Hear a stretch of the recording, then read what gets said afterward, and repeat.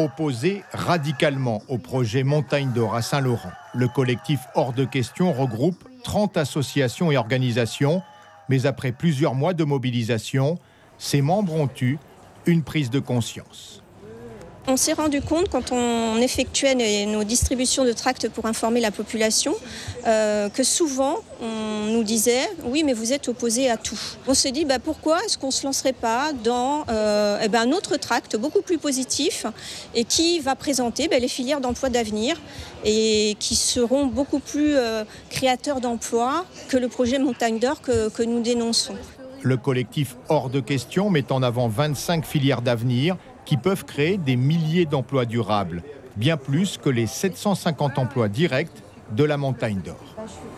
L'idée, c'est d'exploiter la biodiversité pour en tirer des ressources, ce que les hommes amérindiens ont toujours fait, les autochtones ont toujours fait. Et on peut s'inspirer en fait de ce développement des populations à partir des ressources locales. Et vraiment, la première chose, ça serait déjà d'avoir une autonomie alimentaire pour la Guyane.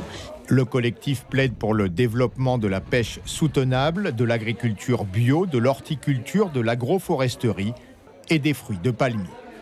On peut aussi penser à des filières, par exemple autour de l'açaï, du parepú, du kombu. Au Brésil, ils en tirent énormément de bénéfices. C'est plus de 1000 tonnes par mois en 2010, plus de 1000 tonnes par mois qui sont exportées du Brésil.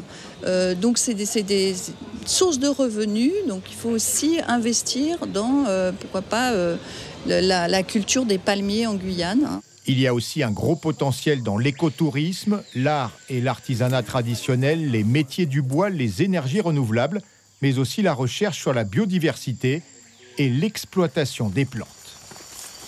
Beaucoup de filières qu'on pourrait aussi mettre en place autour des toutes les ressources à la fois pharmaceutiques, toutes les plantes médicinales, les huiles essentielles, les huiles végétales aussi, la cosmétologie.